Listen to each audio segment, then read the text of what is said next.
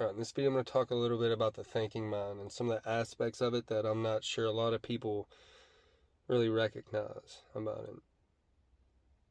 And one of those things is this, okay? So, the thinking mind, I feel like people are a little bit more close to than, say, their body, right? You can identify with your body, your mind, your emotions, all sorts of things, but I'm sure most people feel closer to their mind, right? Because there's this continuous thinking in their mind that sounds like them, that seems to be like a solid substance, right? Like it's so continuous that, they don't necessarily recognize there's gaps in between each thought. You'll have a thought gap, it's not just a steady stream, like there's something inside of you just doing this in that way. But one of the main contributors to, I think, identifying with the thinking in your head is the fact that it sounds like you when you're thinking, right? But notice you can sing your favorite song in your head and take that artist and make it sound like them in your head. You can make the thinking voice, the singing voice in your head sound like that artist.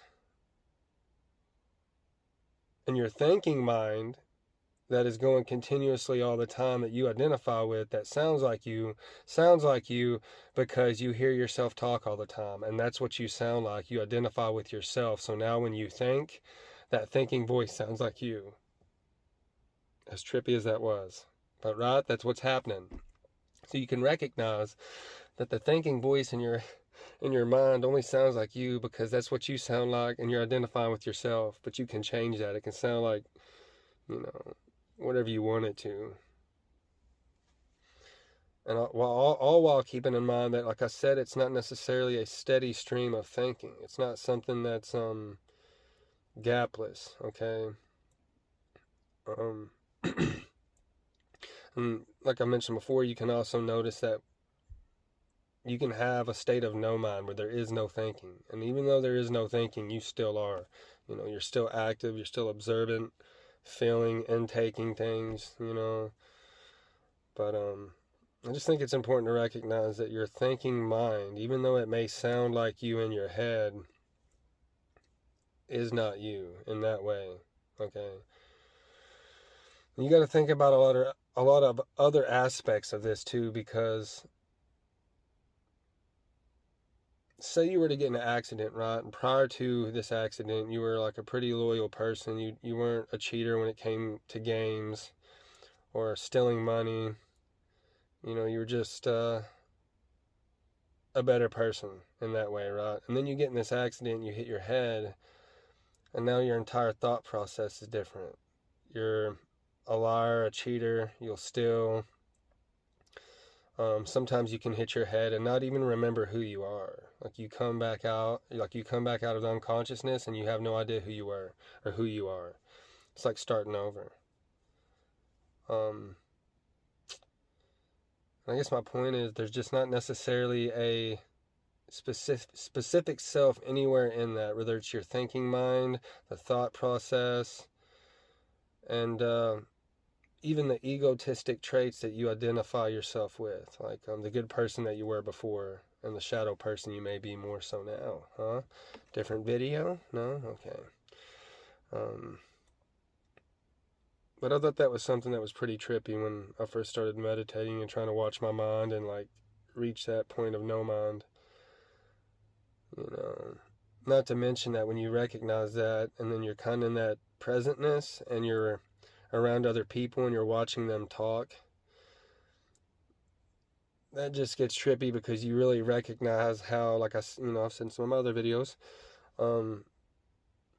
you can recognize how there's not necessarily anyone inside of them looking out at you or talking out at you in that way, like most of us assume, like how you conceptualize them as a self, or you might conceptualize yourself with yourself, when you're taken from that spot and you're in a recognition and there's a state of no mind and you're in recognition of that wholeness, it gets pretty trippy watching people talk, even watching yourself talk, because you can tell, like I said, it's just this biological biocomputer that is reacting, which is still awesome. It's still a beautiful thing. That's not to take anything away from it. It's just that if you're not aware of this device and this mechanism within your mind, then you're never really going to be able to liberate yourself from it in that, in that way. You'll never become truly self-aware. You're going to have to unidentify with a lot of little subliminal things like that. Like just recognizing that, that thinking voice in your head isn't you just because it sounds like you type of, deal. It's a lot deeper than just, I don't want to say cliche, but some of the cliche things that you'll just hear a lot of people say, just some of the typical things that they'll tell you you'll have to face, like your shadow or the dark night of the soul and all these things, which you do, but it's a lot deeper than that. There's a lot more things that you're recognizing and paying attention to, and then not, necessarily separating yourself away from. I don't necessarily like the term disidentify with either, because that almost sounds like an emptiness to it, but you definitely have to become aware of yourself in that way and what is for you to find that self, like the self, the whole. So if you ever hear me say the self, that's what I mean, is when you're in that recognition and you're recognizing this as a whole, yourself as the whole, that's the self, you being the whole, And I just thought that would be important to mention, because if you're trying to have this recognition and you're trying to reach a state of no mind, thinking has a lot to do with that. And who knows, maybe one of the barriers that's keeping you from fully being able to just reach that state of no mind and have that recognition is the fact that you deeply identify with the thinking mind in that way, the sound of it, how repetitive it is. But in reality, that's not you. You can kind of let go of that. And then once you've freed yourself from that continuous chatter of the mind, it's not like you're never going to think again. You'll have that state of no mind, but when you want to think, you will think. It'll be more precise. It won't be like just a continuous thinking that's going on all the time, and then when you focus on something, you start thinking about that one thing that you're doing a little bit more intensely. You have this unconscious chatter that's going on, and then you can kind of focus in on something and have, a precise thought. And that's what this is. You'll have that state of no mind where you're more so with dancing, making music, martial arts, and then when that time comes to have to think, it's going to be more precise. It's going to be on your own accord.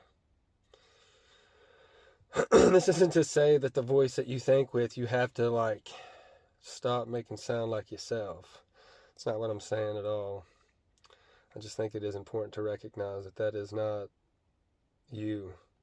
That's chattering away in your head. That's this dis-ease inside of you that is in control.